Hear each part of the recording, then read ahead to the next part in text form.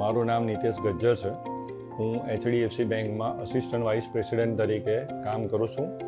હું માધવ ઓપ્યુલન્સમાં A602માં રહું છું. માધવ ઓપ્યુલન્સને પર્ટિક્યુલરલી સિલેક્ટ કરવાનું મેઇન રીઝન એ હતું કે પહેલાં તો બેઝ ટાવર હતા, બરાબર છે. અમારે બહુ વધારે પડતા ટાવરમાં મૂવ થવું નહોતું. અમે આ આખા રોડ પર ઘણા બધા પ્રોજેક્ટ જોયા, બરાબર છે. અને ઘણા બધા પ્રોજેક્ટ જોયા પછી બી અમને જે સેટિસ્ફેક્શન મળવું જોઈતું હતું બધી રીતે, બરાબર, એ અમને માધવ ઓપ્યુલન્સમાં મળી ગયું. એટલે અમારું મેઇન રીઝન માધવ ઓપ્યુલન્સને સિલેક્ટ કરવાનું એ હતું. પ્લસ અમે અહીંયા બિલ્ડર સાથે પણ મળ્યા, તો જે રીતે બિલ્ડરે અમારી સાથે જે ફેરનેસથી અને જે રીતે અમારા જે ક્વેશ્ચન હતા એના જે આન્સર આપ્યા એના લીધે અમારો એમના પર ટ્રસ્ટ વધી ગયો. તો મેઇન રીઝન તો અમારું એ જ હતું. અને અમારે જે બધી એમ્યુનિટીઝ જે અમારે નહોતી જોઈતી એ અહીંયા નહોતી, અને જેટલી રિક્વાયરમેન્ટ છે એટલી એમ્યુનિટીઝ અમને અહીંયા મળી, એ પ્રમાણે અમારું બધું સેટિસ્ફેક્શન થઈ ગયું. નેબરના માટે વાત કરું તો અમારા નેબર એટલા સપોર્ટિવ છે અને બાય ગોડ ગ્રેસ અમને એટલા સારા નેબર મળ્યા છે કે ના પૂછવા. દરેકે દરેક નાની વસ્તુથી માંડીને મોટી વસ્તુમાં મને તરત હેલ્પ મળી જાય છે. પ્લસ એકબીજાનું બોન્ડિંગ એટલું સારું છે કે એકબીજા જોડે વાત થયા કરે છે.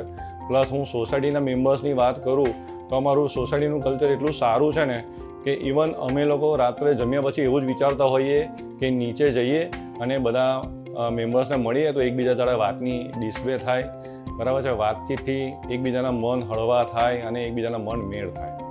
તો અમારા મેમ્બર્સ પણ એટલા સારા છે અને સપોર્ટિવ છે અને દરેકે દરેક ફંક્શનમાં અમને હેલ્પ કરે છે, બરાબર. ફંક્શનમાં કેવી રીતે ઉજવવા અને કેવી રીતે એને મેનેજ કરવા એમાં મદદ કરે છે. એટલે મેમ્બર્સ અને નેબર્સ તો ખરેખર બહુ સારા. જ્યારથી અમે બુક કર્યું છે ને ત્યારથી અમને બધી જ રીતે કે જ્યારે કદાચ અમારે પેમેન્ટ આપવાનું હોય તો અમને બિલ્ડર તરફથી કોઈ દિવસ પેમેન્ટ માટે ફોન કરવામાં નથી આવ્યો. અમારે સામેથી પૂછવું પડે છે, કારણ કે અમને બિલ્ડરે કોઈ દિવસ એવું નથી કીધું કે જે સ્લેબ અમારા થયા છે કે જે ફ્લોર અમારા બન્યા છે તો તમે આવીને પેમેન્ટ કરી જાઓ. એટલે પેમેન્ટ માટે તો અમને કોઈ દિવસ બિલ્ડર તરફથી ફોન આવ્યો જ નથી, બરાબર. અને જે વસ્તુ અમે એમને રિકમેન્ડ કરવા માટે, હવે હું તમને મારી જ વાત કરું તો જ્યારે અમે આ ફ્લેટ બુક કર્યો ત્યારે એમના જે સેમ્પલ ફ્લેટમાં જે ટાઇલ્સ હતી, બરાબર છે, તો એ ટાઇલ્સ બીજી હતી. પછી એમણે ઓફિસમાં જે ટાઇલ્સ લગાવી તો અમને એવું થયું કે અમે એને ટાઇલ્સ અમારા ફ્લેટમાં કરીએ, બરાબર. પણ સડનલી એમનો સામેથી અઠવાડિયા પછી ફોન આવ્યો કે નિતેશભાઈ અમે આખા પ્રોજેક્ટમાં આ ટાઇલ્સ વિચારી રહ્યા છે કરવાનો. તો એ તો સૌથી મોટો પ્લસ પોઈન્ટ છે કે અમારા રિકમેન્ડેશનથી કોઈ વસ્તુ અમને બિલ્ડર તરફથી મળી હોય, બરાબર. એવી જ રીતે જો ઇલેક્ટ્રિક પોઈન્ટની વાત કરીએ તો અમે જે ક્વોલિટી એક્સપેક્ટ નહોતી કરીને એ ક્વોલિટીની ઇલેક્ટ્રિક કાર માટેની જે એમની ફેસિલિટી જે અમને મળી છે ને, અને એમના માટે અમારે મહિનો વેઇટ બી કરવું પડ્યું છે, પણ તોય એમની જે ક્વોલિટી છે ને એ હમણાંના માર્કેટમાં જોઈએ ને તો એ સ્પેશિયલ અમને બહારથી ઇમ્પોર્ટ કરીને લાવ્યા છે, જેથી કરીને દરેકે દરેક વસ્તુ અમને સારી રીતે મળી શકે.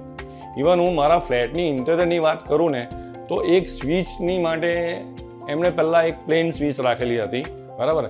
તો દરેક ફ્લેટના ઇન્ટિરિયરને અનુરૂપ થાય ને અમારા રેકમેન્ડેશનથી એમણે આખા પ્રોજેક્ટની સ્વિચની બદલી નાખી છે. તો that is the great part of the hour builder કે ભાઈ અમે જે રિકમેન્ડ કરીએ છીએ ને એના પર એમના દ્વારા જો કામ કરવામાં આવતું હોય તો દરેકે દરેક વ્યક્તિને એનો સંતોષ મળે. પ્રોજેક્ટની એમ્યુનિટીઝ માટે તો મેં તમને કીધું તેમ કે અમે કદાચ એક્સપેક્ટ નથી કર્યું ને એના કરતાં વધારે સારી એમ્યુનિટીઝ અમને મળી છે.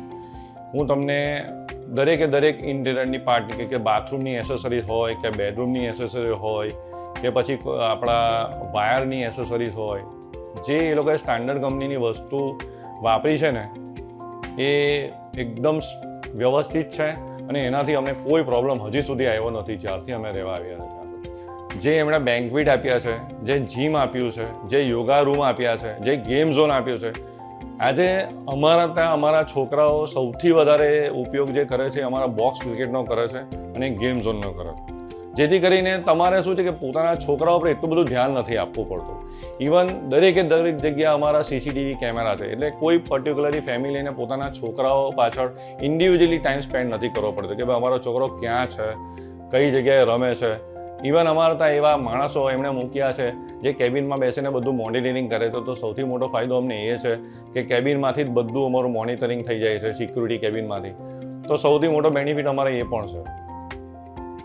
માધવ અપિયરન્સમાં હું જો સૌથી વધારે અગત્યની વાત કરું ને તો અમારા જે ચિલ્ડ્રન્સ છે ને, પહેલાં એવું હતું કે અમને અમારા નેબર તરફથી જે વાત જાણવા મળી છે ને એ છે કે એ લોકો જ્યારે જૂના કોઈ એ લોકોના ઘરે રહેતા હતા ને ત્યારે છોકરાઓ મોબાઈલ અને ટીવી પાછળ ઘણો બધો ટાઈમ સ્પેન્ડ કરતા હતા.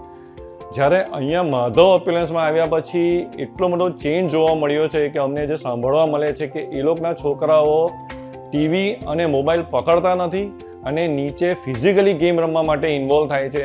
એ સૌથી જ મહત્ત્વની વાત છે. એટલે એ અમારે સૌથી સારી વસ્તુ અહીંયા ડેવલપ થઈ છે.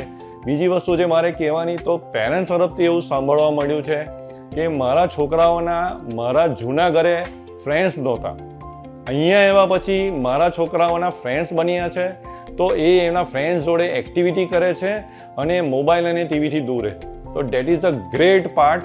એટલે અમને એ ઘણું આનંદની અમારા માટે વસ્તુ છે કે છોકરાઓના હાથમાંથી આજે મોબાઈલ નીકળી ગયો છે અને ટીવી જોવાનું ઓછું થઈ ગયું છે અને છોકરાઓના ફ્રેન્ડ બન્યા છે. અને એવું નથી કે કોઈ એજ છે, દરેક છોકરાના માટે એના જ એજના બધા અહીંયા ફ્રેન્ડ્સ છે. એટલે છોકરાઓ બધી જ રીતે સંપૂર્ણપણે રમતગમતમાં ઇન્વોલ્વ રહે છે અને એકબીજાનો સાથ સહકાર થતી બધી જ રીતે એ લોકો મદદરૂપ રહે છે અને પૂરેપૂરું એન્જોય કરે છે. માધવ અપિયરન્સને હું એક શબ્દમાં કહીશ કે the excellent project in Pal area.